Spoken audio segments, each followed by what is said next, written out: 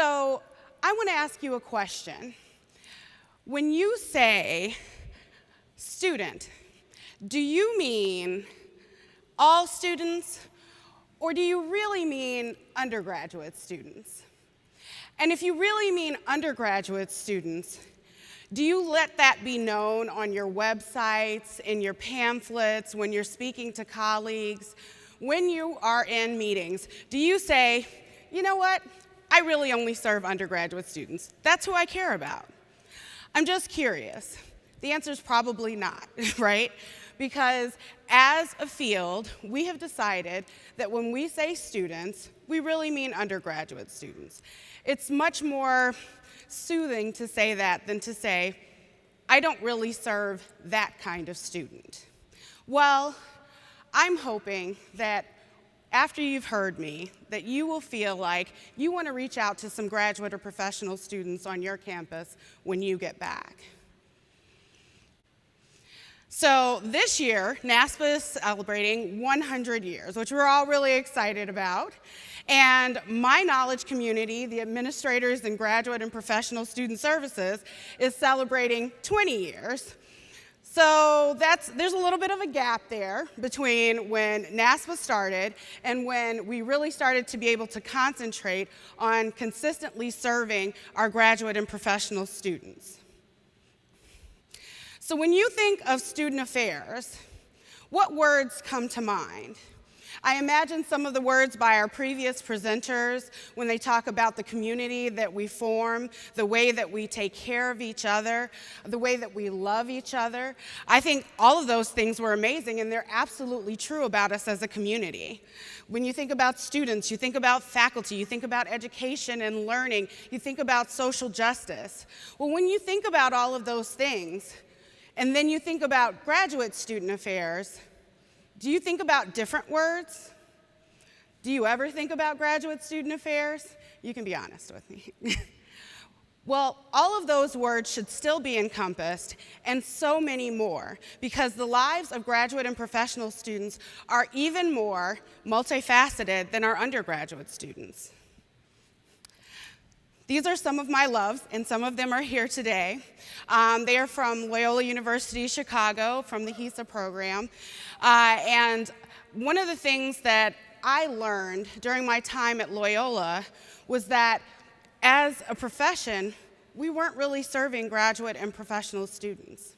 Now, I didn't learn that during the time that I was actually charged with taking care of my graduate and professional students. I learned it one of the very first weeks that I was there.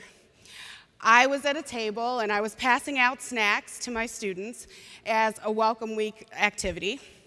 Students were going by me, and I kept seeing certain students go by and they'd say, "Oh, no, thank you." And they all kind of looked a little bit extra tired. And eventually somebody saw my puzzled look and they said, "I know, these snacks aren't for me. I'm a graduate student." And I said, "Does that mean that you don't eat?" And so she laughed, and she took a granola bar, and she kept going.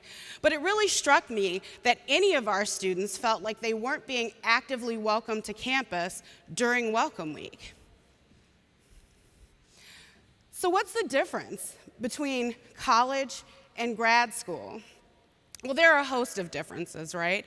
But many of the topics are still the same. Many of us are still definitely professionals who are qualified to take care of our graduate and professional students. Some of those differences range from our Title IX to imposter syndrome, but you are the capable professionals who can be our partners in providing a holistic experience for our graduate and professional students. So this is me in grad school. I won't say footloose and fancy-free because I was a grad assistant to the wonderful Kimberly Weatherly who introduced me. At least I was for a little while. One of the things that you'll see as a part of my grad experience was that I was working as a graduate assistant and I was just living my life. And then the things that happen when you're a graduate student happened to me. I don't know if you know graduate school as the hungry years. Does anybody remember it as the hungry years? You'd go to any program that had food, like it really didn't matter. I saw some good ones, like there was one on brain sex. It was a biology thing. I was definitely not in biology, but I was about eating some food, and a little bit of education came with that too. So it was the hungry years for me, and nobody was sending care packages anymore. Honestly, especially after Kim left, there were no student affairs people checking on me. They were just kind of like, pay your tuition, go to your classes, and let us have our time so that we can take care of the undergraduate population. And then, as luck would have it, after Kimberly left, and it was just myself and a former grad assistant who had just been promoted to coordinator taking over student leadership and involvement, I found out I was pregnant as well. So I became a typical case study in all the things that are happening to our graduate and professional students. We became the 2 grad students and a baby. Obviously, we were rolling in the dough because we were both grad students, so we were making a cool $4,000 each per year to supplement our income. We did decide that since what happens to a lot of graduate students happened to us, we realized that our health care was not going to cover what we really needed it to do. Figuring out I don't have a maternity leave, I'm a graduate student. If I'm not working, I'm not eating. And I was really devastated because I was like, who is going to be there for me during this time? Well, unfortunately, the answer was nobody at that particular time. And then, just as luck would have it, I also had an amazing dean who decided that she would let me know that for risk management purposes, a baby couldn't be on campus. So I was going to have to vacate my graduate assistantship. Now, I always laugh and say, I didn't get to the part of the book about Title IX until after this, so I really wish I had already known that there was discriminatory behavior there. I didn't need to stay on campus. I wasn't in residence life. It was a perk of my job, not a requirement, and I was perfectly willing to drive to the campus. But that's just one of the examples of the ways that grad students are treated as disposable sometimes. So we persisted. I went and talked to the president of our university. For better or worse, it was a small university. I was able to see him. As an administrator now, I kind of see how that accessibility can be challenging. But I went to see him, and after that, someone called and offered me my husband's graduate assistantship because I think they realized that they were probably going to be in some trouble had they not. So one of the most salient issues in graduate student affairs is Title IX. I'm not going to drag on forever and ever, but I just want to put a bug in your ear to think about some of the things that we may not be thinking about right now. The ways in which our graduate and professional students are entangled with those who are in more authority than them. So, for instance, if you work in a lab and you have a renowned professor, and that particular professor is your advisor, and for some reason something happens that falls under the Title IX guidelines, and you want to disclose, that person can retaliate by simply withdrawing their enthusiasm. That's a very powerful position to be. Your career can be shut down by them simply doing nothing. That power dynamic necessitates that we as a field get in the game. We need to make sure that we have holistic services wrapped around our students to say that it is important that you are safe in this environment, that our faculty, staff, and the other students will be held accountable if they cause you harm. And your life will not end at the moment that you decide to disclose. I need your help for that. Speaking of needing your help, this picture really made me laugh. It says Division of Graduate Student Affairs, but it's a desk. Anybody who's in graduate student affairs knows why this is funny, because it's basically the way that we're set up. Oh, we're a full division. Oh, we're graduate student affairs. That's because it's usually one person doing everything for graduate and professional students. That should not be the case. We have amazing subject matter experts all across our campus. we're not necessarily asking that all of your time is devoted to your graduate and professional students.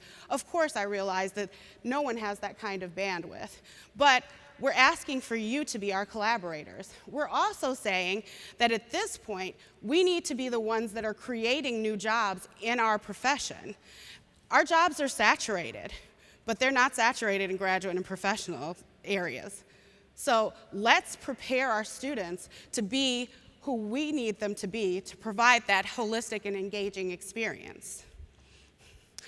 So this hazing, you may be asking yourself, why does she have a slide about hazing? Because as I thought about my experience, I realized that a lot of people say, well, I had to do that in grad school. I had to work the 50-plus hours and didn't have great medical care, and I had to be the one to stay up and to go out with people, and I was not necessarily getting sleep when I was doing this. I might have been dealing with depression and suicidality, and so, you know, let them get over it. It's just what you have to do to get through this profession. Well, that's hazing mentality.